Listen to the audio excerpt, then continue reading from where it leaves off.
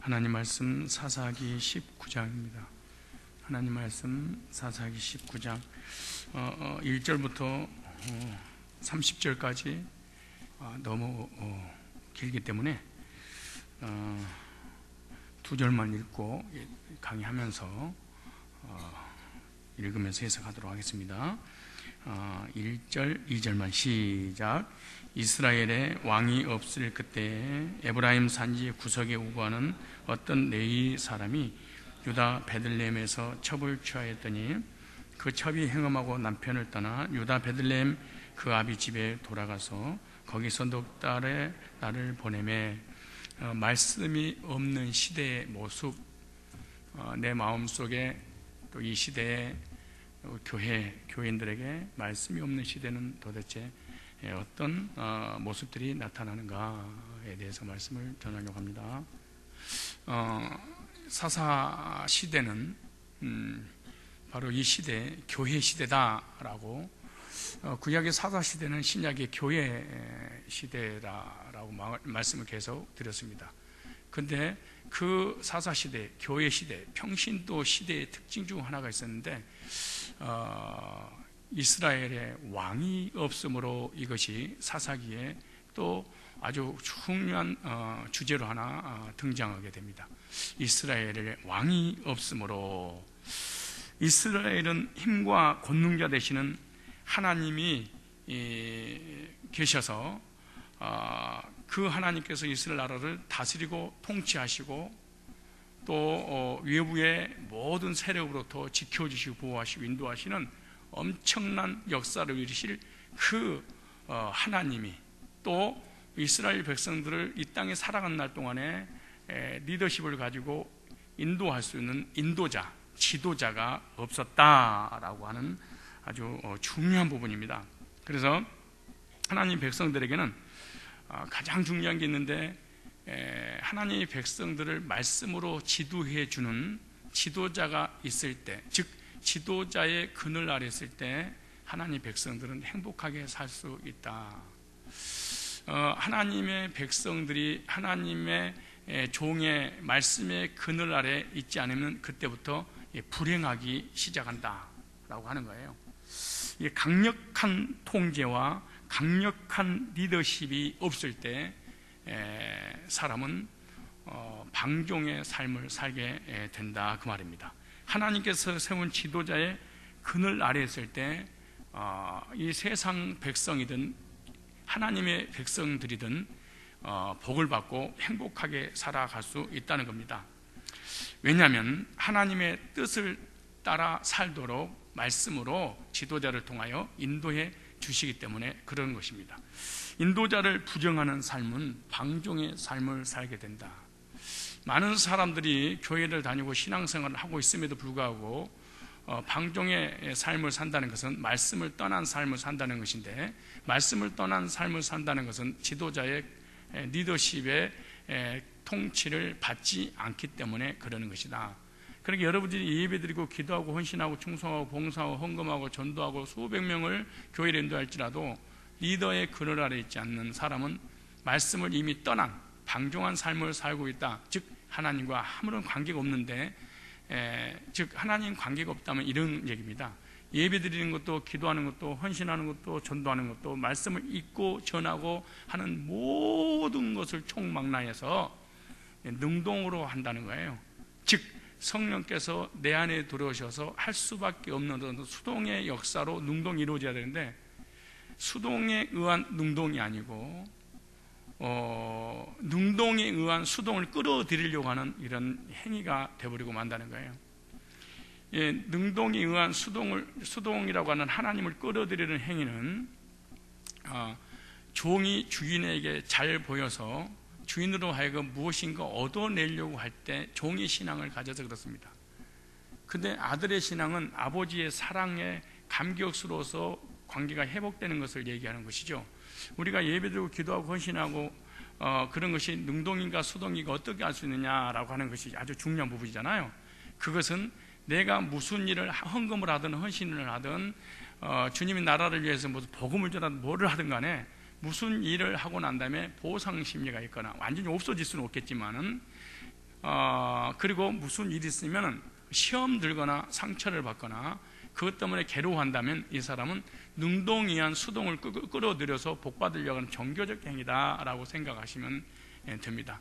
그러나 수동에 의한 능동의 행위를 할 경우에는 누가 알아주지 않든 믿어주지 않든 인정하든 말든 전혀 관계없이 묵묵히 수동태 은혜를 베풀어 주신 그 하나님 안에서 감격 속에 하는 거예요. 누가 알아주든 말든 묵묵히 자기 길을 가는 거예요. 이게 수동태의 은혜입니다.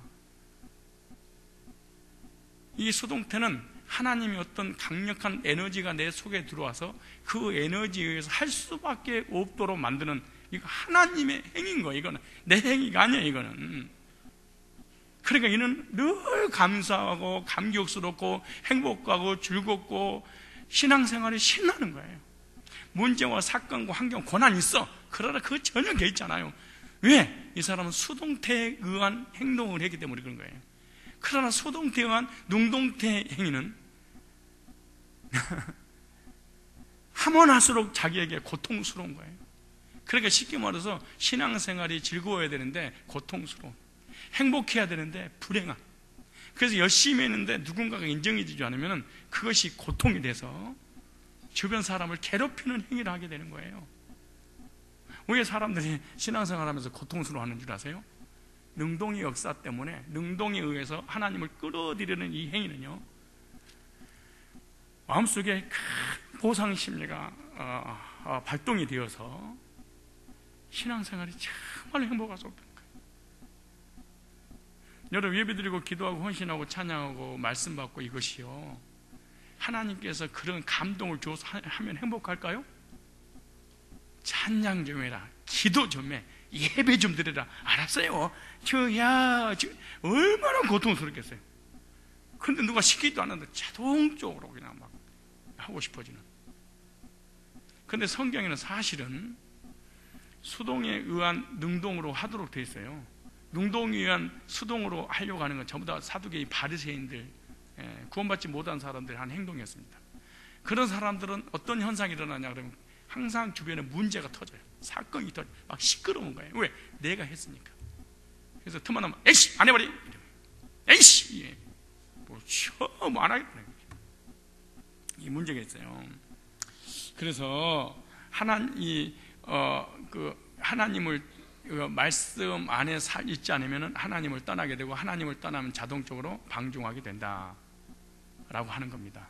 그게 사사시대가 그랬었다는 거예요. 그래서 오늘 이 시간에 좀 몇 가지 해야 되는데, 말씀이 없는 시대의 모습을 보면 첫째, 자기 소견에 어른대로 행한다 그래. 무슨 말이냐? 말씀의 원리에 의해서 신앙생활하는 게 아니야. 리더에 의해서 신앙생활하는 게 아니에요. 공동체에 의해서 신앙생활하는 게 아니에요. 자기가 하고 싶은 것만 해. 정말 고통스러운 일입니다. 자기가 하고 싶은 것을 하는 것이지 누가 시킨 것은 안 하는 거예요. 사도 바울이 아시아로 가서 복음을 전하려고 했잖아요. 그런데 성령께서 아시아로 가지 말고 유럽 쪽으로 가라 라고 찾아오셔서 말씀하셨어요. 그런데 아시아 사람이나 유럽 사람이나 남한 사람, 북한 사람, 소아시아나 뭐 어느 나라 사람이나 관계없이 영원히 복음으로 구원받은 것은 하나님 뜻이에요. 그리고 바울의 뜻이고, 이거 뭐 틀릴 게 뭐가 있겠어요. 근데 그때 얼마든지 바울이 성령의 음성을 거부하고 아시아로 와서 복음을 전할 수도 있었던 거예요. 그래서 중요한 원리가 뭐냐 그러면은 하나님의 비전과 내 비전은 다르다는 거예요. 근데 둘 다 일은 똑같잖아요. 유럽에 가서 복음 전하는 것이나 아시아에서 복음 전하는 건 똑같잖아요. 영혼에게 복음, 예를 들어서 성가대 하나, 주일학교 하나, 중고등부 하나, 청년부 하나, 밥을 해주나, 전도하나, 예배 드리나, 다 하나님 보시기에는 뭐예요? 또 내가 보기에도 하나님 일이라고 그러니까 똑같잖아요. 근데 이것보다 더 중요한 것은 하나님이 시키는 일을 해야 된다는 거예요. 무슨 말인지 못 알아들을 거예요, 이 말이. 그러니까 자기 소견에 옳은 대로 행하는 것은 어떤 사람이냐면 하나님이 뭐라고 하든, 교회에서 뭐라고 하든, 말씀이 뭐라고 하든, 리더가 뭐라고 하든 내가 하고 싶은 것을 하고 싶은 거예요. 하나님하고 아무런 관계없어요. 내 비전과 하나님의 비전은 같지 않다는 거예요. 같지 않을 때 내 견해를 포기하고 누구 견해를? 하나님의 견해를 받아들여야 됩니다. 내 견해를 하나님의 뜻에 예속시키고 하나님 뜻에 순종하고 말씀에 이끌려 살아가야 돼. 그런데 우리는 그런 사람 우리 교회도 몇 명 안 될 거야. 안 될 거예요. 드물 겁니다. 이 일을 하다가 갑자기 은사가 전혀 없는 저쪽에 무슨 일을 시켰어. 막 화가 나. 그러니까 자기 속에는 옳은 대로 행하는 사람은 하나님의 뜻을 찾는 것이 아니라 제 뜻을, 하나님의 견해를 찾는 것이 아니라 내 견해를, 하나님 비전을 찾는 것이 아니라 자기 비전을, 이것도 예수의 이름으로. 그러니까 이런 사람도 얼마나 많은 일을 또 하는지 몰라. 근데 하나님이 받아주는 적이 없다는 거지. 이건 전부 다 능동에서 하는 거고, 그래서 목자가 됐든 구역장이 됐든 뭐가 됐든 하기 싫으면 안 해버리고, 나 저거 할래요. 시키는 걸 안 하는 것은 자기 속에는 옳은 대로 행하는 사사시대의 모습하고 똑같다는 거지.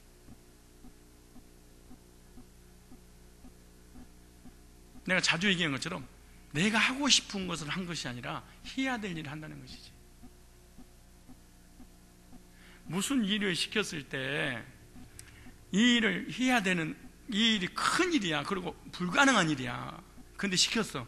근데 하려고 하는 사람에게 어려움이 왔을 때 이 사람은 방법을 찾아요. 어떻게 이 문제를 해결하지? 하기 싫은데 일을 시키면 핑계를 찾아요. 중년 말이야. 가정에서, 직장에서, 사회에서, 교회에서, 사람 관계에 있어서 꼭 이런 게 딱 두 가지입니다. 무슨 일을 딱 시키면 해야 할, 자기가 해야 된다고 딱 느끼면 어떻게 하지? 수단과 방법을 가리지 않고 방법을 찾아내. 꼭 해야 말 거야. 근데 할 생각이 없는 사람은 어떻게 하면 이 일을 안 하지? 라고 핑계를 찾아내. 핑계를 꼭 만들어내. 방법을 찾느냐? 핑계를 찾느냐? 우리 인생에 평생 딱 두 가지로 딱 종집 찍는 거예요. 핑계냐? 방법이냐? 여러분에게는 무슨 일을 가정에서, 직장에서, 학교에서, 사회에서, 교회에서 무슨 일을 딱 시킬 때 핑계를 내십니까? 방법을 찾습니까?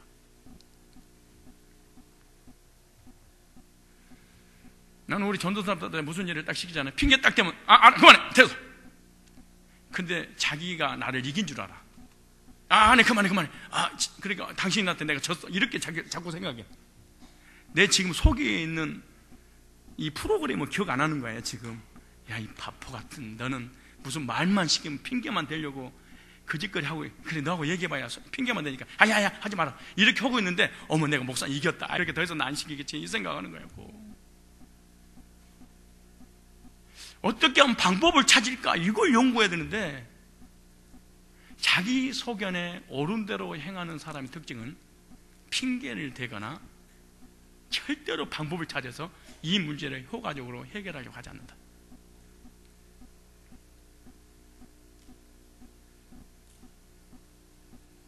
여러분 주변 사람한테 무슨 임무 한번 맡겨봐봐요. 잘했냐 못했냐 떠나서요, 밤을 새도록 방법을 찾아요. 진짜 무능력 그 인간은요, 수단과 방법을 가리지 않고 머리가 돌아가 핑계 대는 쪽으로.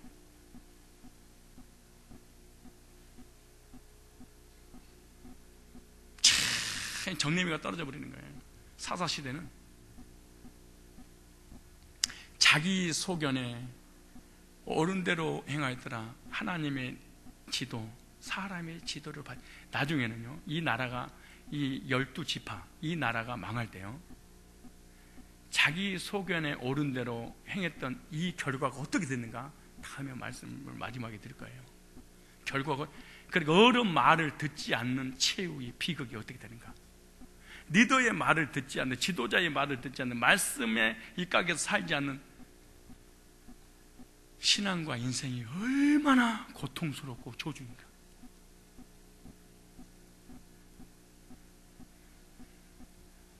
말씀이 내게 부닥칠 때, 리더가 무엇인가 나한테 주문을 할 때, 아무리 힘들고 어려운 일을 할지라도 핑계를 찾지 말고 방법을 찾아보십시오.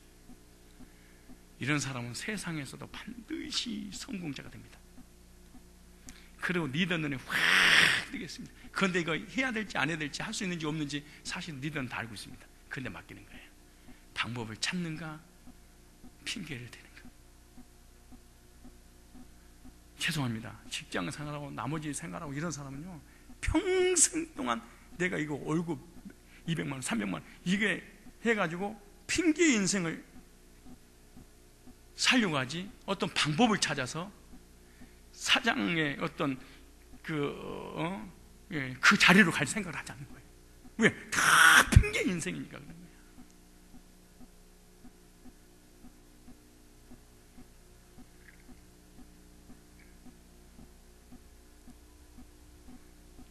두 번째, 말씀을 어긴 삶을 산다. 그게 2절부터 3절이에요. 2절에 그 첩이 행음하고 남편을 떠나 유다 베들레헴 그 아비의 집에 돌아가서 거기서 넉 달의 날을 보내매 그 남편이 그 여자에게 다정히 말하고 그를 데려오고자 하여 하인 하나와 나귀 2뼈를 데리고 그에게로 가매 여자가 그를 인도하여 아비의 집에 들어가니 그 여자의 아비가 그를 보고 환영하더라.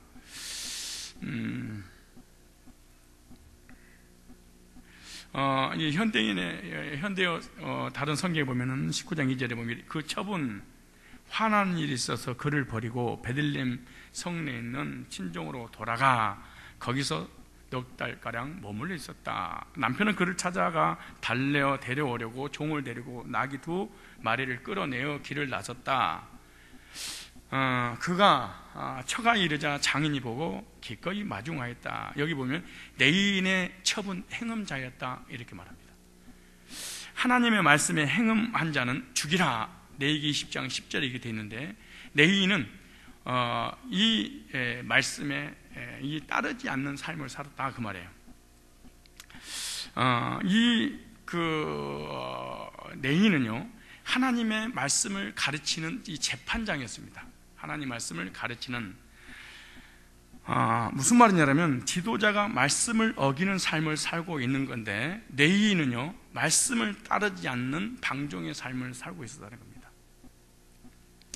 말씀을 따르지 않는 삶은 방종의 삶을 살게 된다. 하나님 말씀에 순종하지 않고 방종할 때 비극적인 일을 맡게 되는데 성도의 삶의 기준은 말씀에 있는 것입니다. 그러니까 시대가 바뀌고 역사가 바뀌고 문화가 바뀌고 문명이 바뀌어도 세월이 2000년이 3000년 5000년이든 6000년 7000년 지나도 7000년 전 사람이나 지금 사람이나 하나님 말씀은 동일하게 바뀌지 않고 역사하고 계신다 그 말입니다.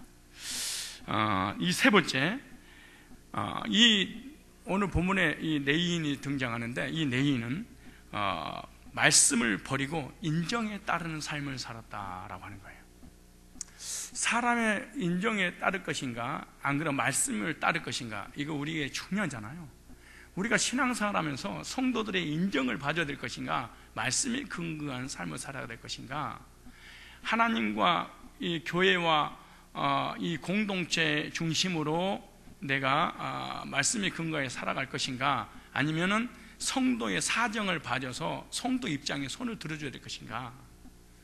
우리 교회 장로님들이 정말 그런 부분에 중심이 바로 서 있습니다. 정말 이 중심이 너무 견고해져서 그 누구도 우리 교회를 건들지 못하는 이유는 장로들이 가정이 됐든 부인이 됐든 남편이 됐든 자녀들이 됐든 교회의 문제를 일으키거나 교회하고 문제가 있었을 때 언제든지 교회 편에 서기 때문에 교회가 이렇게 성장해 나가는 거예요. 오늘 본문에 보면은 이 내인이 자기 첩이 이 행음을 하고 자기 처가에 자기 친정집에 있는데 가서 타일러에서 데리고 오려고 이제 가는 내용이 19장 4절부터 나옵니다. 우리 한번 볼까요? 3절부터 읽어야 되겠네요. 자, 시작. 그 남편이 그 여자에게 다정히 말하고 그를 데리고 자여 하인 하나와 나귀 2피를 데리고 그에게로 가매 여자가 그를 인도하여 아비의 집에 들어가니 그 여자 아비가 그를 보고 환영하니라. 그 첩장인 곧 여자의 아비가 그를 머물림에 그가 3일을 그와 함께 거하며 먹고 마시며 거기서 뭐하더라? 유숙하더라. 5절부터 7절까지 시작. 나흘 만에 일찍 일어나 떠나고자 하매 여자 야비가 그 사유에게 이르되 떡을 조금 먹어 그대의 기력을 도운 후에 그대의 길을 행하라. 두 사람이 앉아서 함께 먹고 마시며 여자 야비가 그 사람에게 이르되 청하나니 이 밤을 여기서 유숙하여 그대의 마음을 즐겁게 하라. 그 사람이 일어나서 가고자 하되 첩 장인의 간청으로 다시 유숙하니라. 그는 무려 3일 동안 거의 잔치에 가까운 장인에게 이 환대를 받고 그 후에 또 이틀이나 더 붙들려서 대접을 받는 내용이 4절부터 7절에 나옵니다. 이 첩 장인의 내인을 이토록 환대한 이유가 과연 뭘까요? 그것은 이 사이를 좋아해서가 아니라 자기 딸의 행실이 온전치 못하기 때문에 그런 것입니다. 율법에는 여자가 부정을 저질렀을 때 누군가 문제를 삼을 때 돌로 쳐서 죽여도 무방했기 때문에 그러는 거예요. 그러므로 장인은 이 내인의 딸의 부정을 문제 삼으려 온 것이 아닐까 생각해서 장인은 어떻게 해서든지 사위의 기분을 풀어주려고 3일 동안 계속해서 음식과 술을 대접하면서 아주 최고의 환대를 베풀었습니다. 그런데 이 내인은 이런 융숭한 대접에 기분이 좋았을지 모르지만 그러나 이것은 그를 단순히 잡아매는 죄의 줄이었다는 겁니다. 그는 이런 대접을 받음으로써 여자를 포기할 수 있는 마지막 기회마저 놓치고 마는 거예요. 그리고 내인은 3일 후에 떠나러 가는데 그러자 장인은 또 음식을 먹고 가라고 그를 붙들고 오후가 되자 또 하룻밤 더 자고 다음날 아침에 가라고 또 붙듭니다. 장인의 작전은 바로 이런 것이었다.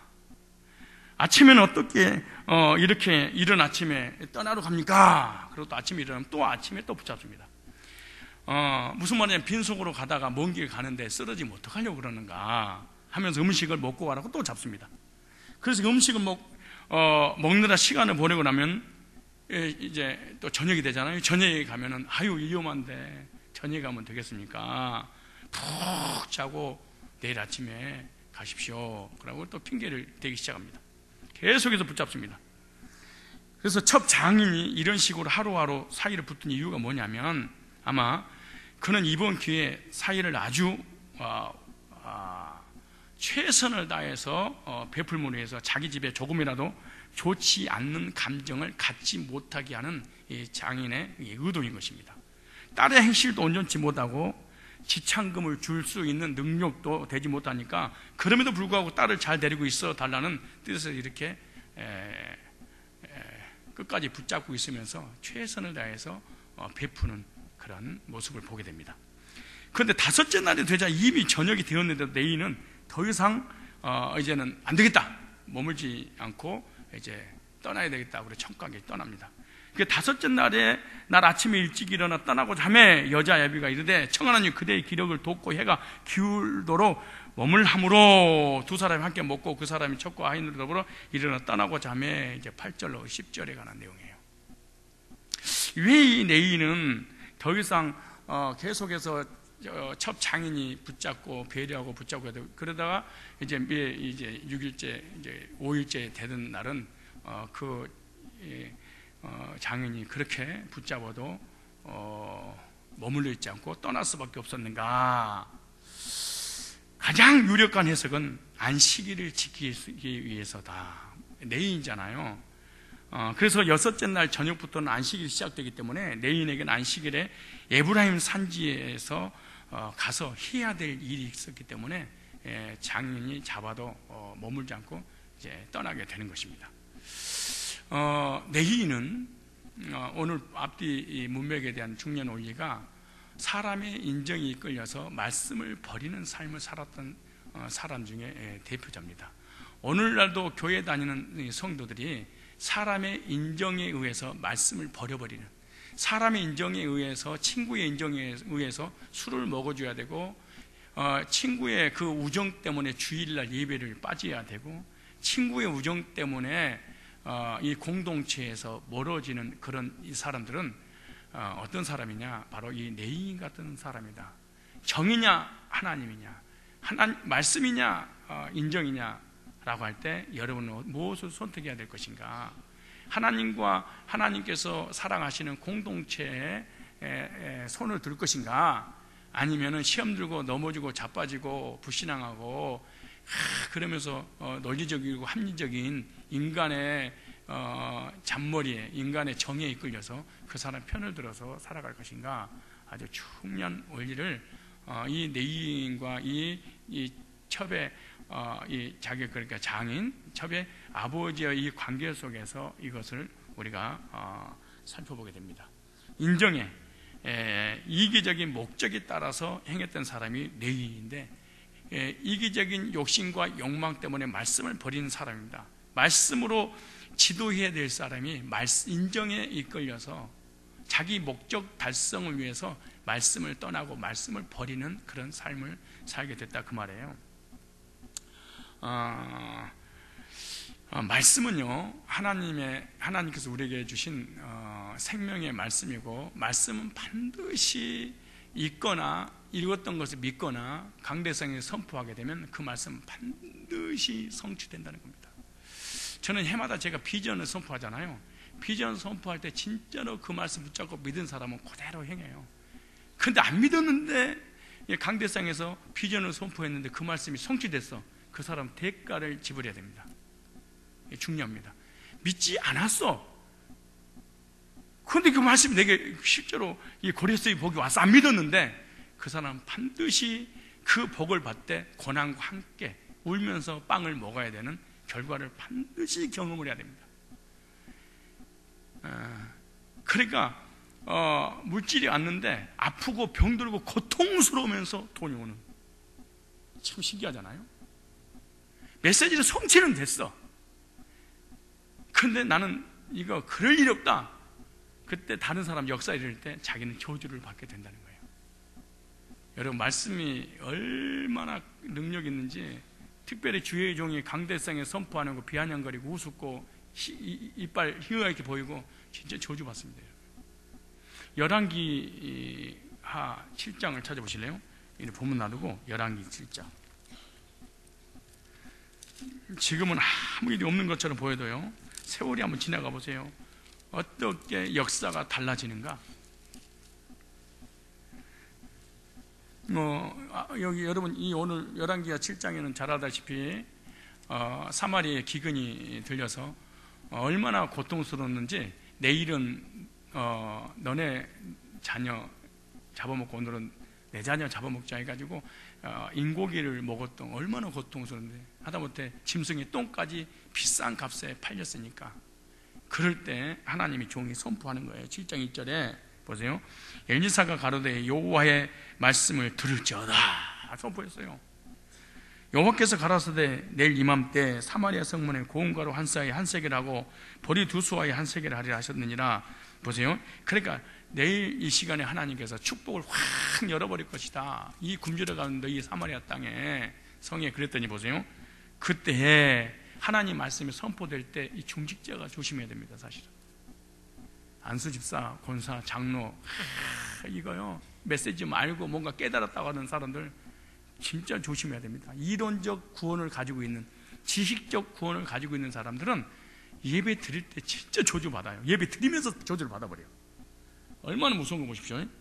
그때 한 장관 곧 왕이 그 손에 의지하는 자가 하나님의 사람에게 대답을 가로되 여호와께서 하늘에서 창을 내신데 어찌 이런 일이 있으뇨. 뻥치지 마라.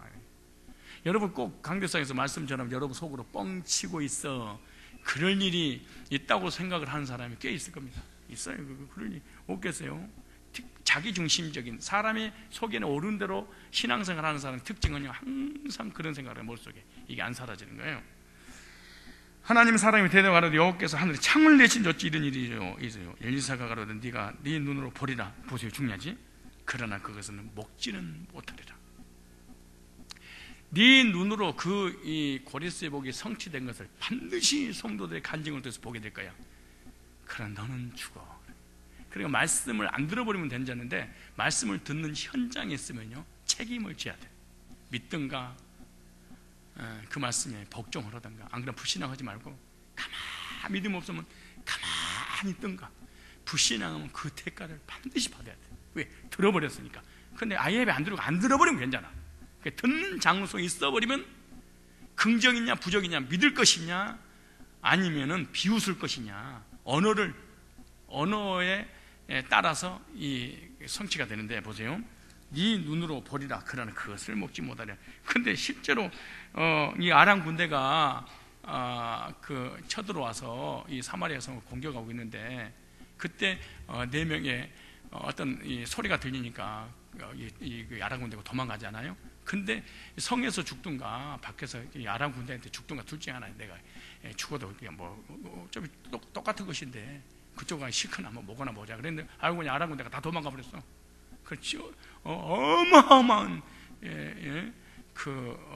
군수 물자들을 다 놔두고 간 거예요. 그러니까 이걸 시커 먹다가, 야, 우리만 먹으면 되겠냐 말이야. 우리 사마리아 성 사람들이 다 굶어 죽어가고 있는데, 그래가지고 소식 알리잖아요. 근데 맨 마지막에 보면은 그 말씀이 있어요. 자, 그래서 이제 16절에 이제 여차돼서 16절에 왔어요. 백성들이 나가서 아람 사람의 진을 노래간지라. 이에 고운가루 한 수하에 한 세겔이 되고 벌이 2수하에 한 세겔이 되니 여호와의 말씀과 같이 되었고, 그대로 설치됐단 말이죠. 왕이 그 손에 의지하였던 그 장관을 세워 성문을 지키게 하였더니, 보세요. 백성이 성문에 저를 밟으며 하나님의 사람의 말대로 죽었으나 곧 왕이 내려왔을 때 그의 한 말대로 되니라. 일찍이 하나님의 사람이 왕의 구하에 이르기를, 내일 이맘때에 사마리아 성문에 보리 2수하에 한 세겔하고 고운가루 한 수에 한 세겔 하리라 한즉, 그때 이 장관이 하나님의 사람이 대답하여 가로되, 여호와께서 하늘에 창을 내신데 어찌 그게 있으리요 하며 대답하기를, 네가 네 눈으로 보리라. 그러나 그것을 먹지 못하리라 하였더니, 그 장관이 그대로 이르렀으되 곧 백성이 성문에서 저를 밟으며 죽었더라. 말씀이 선포되면요 믿든가, 안 그러면 안 믿어지면 가만히 있든가. 그런데 믿음이 없는 사람은 합리화를 해야 되니까 많은 부정적인 변명을 막 늘어나야 돼.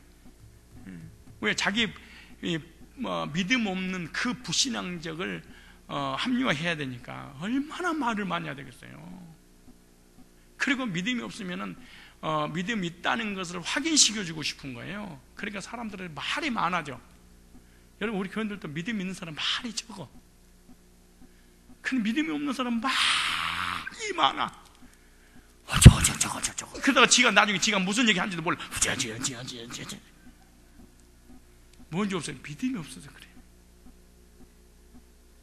믿음이 없으니까 믿음 있는 척을 해야 돼. 그러니까 이 사람도 마찬가지예요. 뭐 그렇게 거기서 가만히 있으면 되지. 에이, 하늘에 창을 내 여호와께서 그걸 주시게. 잘난 척 아니라고. 교회는 잘난 척 하면 죽는 거야. 그냥 가만히 있는 게 낫지. 왜 잘난 척 하고 있어? 그리고 마지막 죽고 가면서까지 잘난 척 할 게 있어? 이 인간들이요. 하지만 마지막 굶어 죽을 때까지 그 자존심 때문에 사람이 자존심을 먹고 산대잖아요. 없으면 없다고 그러고, 믿음 없으면 없는 거지. 성이 나오잖아요. 믿음 없는 걸 도와주세요. 내 믿음대로 되어라. 이러면 되는 것이지. 뭘 그렇게 말이. 그래서 나는 우리 교회에서 말이 많다 그러면 믿음 없다 그렇게 봐. 그럼 진짜 말이 많은 사람 믿음 없는 거예요? 진짜 둘 중에 하나야. 미쳤든 믿음이 좋든. 아니야, 진짜요. 미쳤든 믿음이 좋든. 진짜 믿음이 좋으면 막 말하고 싶은 거예요. 그러니까 또 너무 말 많이 할 때 또 조심해야 돼. 아무리 믿음이 좋아도 너무 은혜 받아도 또 말하다 보면 실수가 너무 많아요. 원래는 은혜 받고 난 다음에 조심해야 되고, 축복 받고 난 다음에 조심해야 되고, 응답 받고 난 다음에 조심해야 되거든요. 그 다음에 반드시 응답되는 더 엄청난 안 좋은 것이 또 그 고난 날이 기다리고 있거든. 근데 응답 받고 딱 끝나버려. 사람들이 응답 받고 축복 받고 문제 해결 받고 은혜 받고 난 다음에 어마어마한 이 시험과 시련이 기다리고 있다는 사실을 알아야 돼요.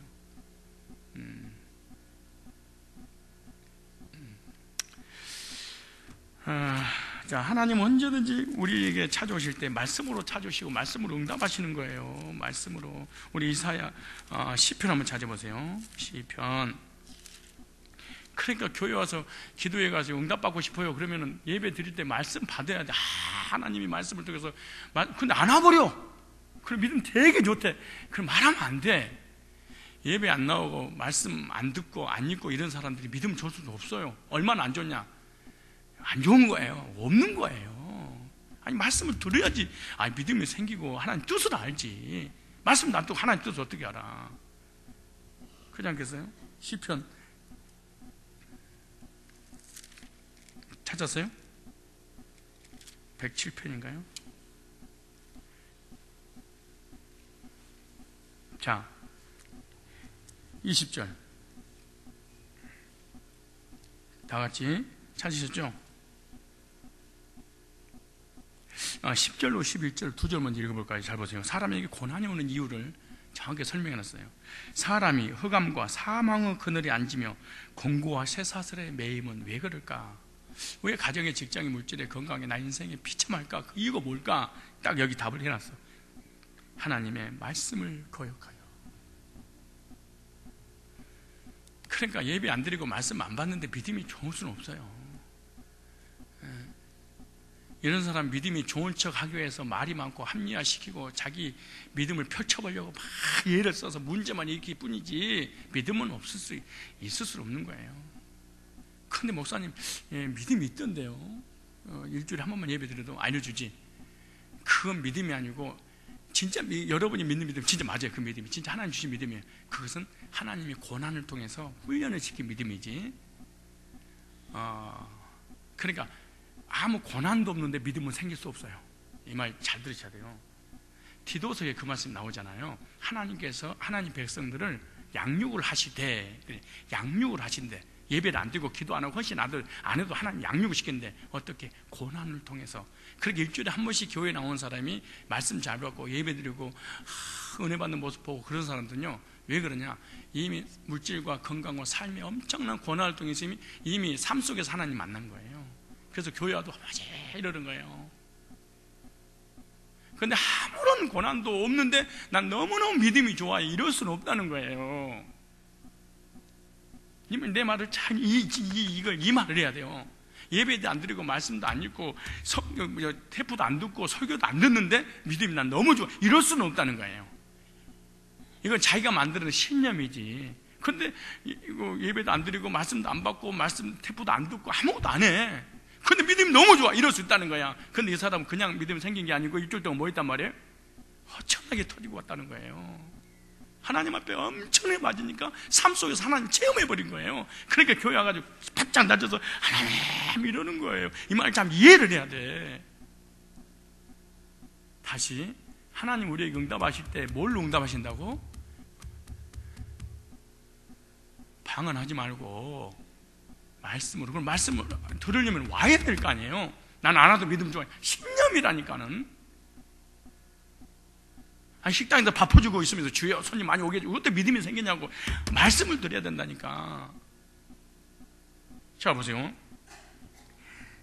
11절 하나님 말씀을 거역하여 지존자의 뜻을 멸시함으로 그러므로 수고로 저희 마음을 낮추셨으니 저희가 엎드려 돕는 적 없도다. 하나님 때리니까 아무도 사람 안 도와준대. 이럴 때 하나님 앞에 붙들고 하나님 앞에 나와야 되잖아요. 그런데 하나님 응답도 어떻게 오는 거 보세요. 말씀을 버렸으니까 다시 하나님 말씀으로 돌아오게 하신다는 거예요. 자 20절 보세요. 저가 그 말씀을 보내요. 다시 하나님께서 말씀 보내시는 거예요. 그러니까 나를 별도로 응답하시고 별도로 기도했는데 역사하시고 그러지 않아요. 하나님 언제든지 기록된 말씀을 떠나서 말씀하시지 않아요. 우리가 수요일날이고 금요일날 교회 나와서 말씀 안 받은 줄 아세요? 기도 나와서 다이렉트로 1대1로 하나님 만나려고 그러는 거예요. 귀신 들어가는 거예요. 하나님은 말씀을 제쳐놓고 성령께서 말씀을 제쳐놓고 개인적으로 찾아와서 역사하시는 하나님이 아니에요. 그런 하나님이 아니에요. 우리 한번 보세요. 19절 20절 읽어보세요. 시편 107편 시작. 예, 저희가 그 근심 중에서 여호와께 부르짖으며 그 고통에서 구원하시는데 다른 방법으로 구원 안 하시는 거예요. 너 다시 내가 말씀 보낼게. 너 말씀 멸시했지? 멸시하지 마라. 하나님의 뜻을 거절했지? 거절하지 마. 내가 다시 말씀 보낼게. 여러분, 사업에 문제가 있거나 이사를 가고 물건을 사고 파고 할 때 계약서가 있어야 되잖아요. 혼자서 계약서 이거 내 집에 그럴 것도 없어. 막 난리를 치면 그냥 서랍에서 내가지고 이거 내 거야 이거 봐라. 이러면 돼. 문서가 중요하지. 하나님께서 말씀을 보내신다니까. 근데 이 내기는 뭘 버려버려? 말씀을. 뭐 때문에? 인정 때문에. 난 인정의 자리에 끌리는 사람이 믿음 좋은 거 별로 못 봐요. 이 사람 언제든지 부정적인 손에, 비판적인 사람에게 하나님 말씀이 뭐라고 하느냐 이걸 찾아야 되는데, 저 사람 지금 얼마나 힘들고 괴롭고 고통스러울까? 그 사람 편에서 복 못 받는 거예요. 시험 들고 상처받고 교회를 막 문제 일으키고 막 그러는데, 얼마나 힘드니? 안타깝다 이게. 이러면 안 돼. 가서 눈을 푹 찌르면서, 너 그러다 망해 이거 사. 어제 교회를 비방하고 메시지 비방을 해. 이거 정이 약해서 잡지 못했네. 따라라라라.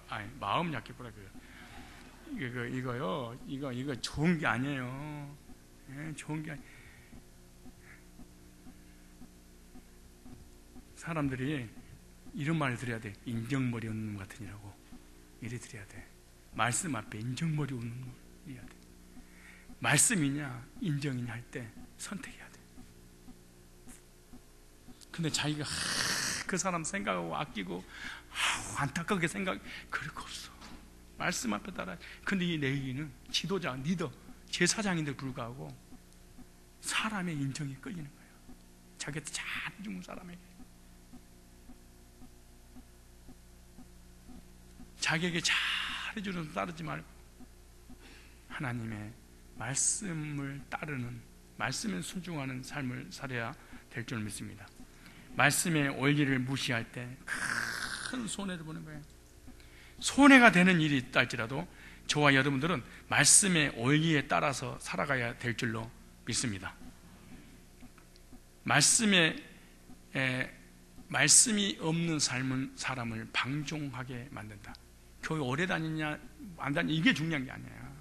성경을 많이 아느냐 지식을 많이 하느냐 이게 중요한 게 아니에요. 지도자의 그늘 아래 없는 사람은 말씀을 떠난 사람이에요. 사실은. 자기가 왕이고 자기가 하나님이고 자기 견해 자기 뜻대로 살아가는데 누가 필요하겠습니까? 말씀의 원리에 순종하는 삶이 복받는 삶이고 하나님께서 기뻐하는 삶인 줄로 믿습니다. 성도는 어떤 때라도 말씀에 순종하는 삶을 살아야 된다. 말씀을 따를 것이냐 사람의 인정을 따를 것이냐. 말씀을 따르면 많은 손해를 봐. 그래도 말씀을 따라야 돼. 넷째, 이러면 이제 시간이 많이 갈 것 같아서 이게 더 해야 되는데 10절부터 이 베냐민의 악행이 나오는데, 오늘 또 출근하고 퇴근해서 교회 오는 거 얼마나 힘드시겠어요. 백수들도 있겠지만 그래도 전부 다 직장생활 하신 분인데, 그래서 오늘 여기까지만 하기로 하고, 꼭 명심하십시오. 자기의 소견에 옳은 대로 행하는 시대, 사사시대. 나는 사사시대에 살고 있지 않는가. 말씀을 어긴 삶을 살았다. 그 다음에 말씀을 버리고 인정에 따른 삶을 살았다. 나는 말씀 중심의 삶을 삶으로 말씀의 성취복을 누리는 삶을 살게 해달라고 하나님의 시간에 한번 통성으로 한번 기도하겠습니다.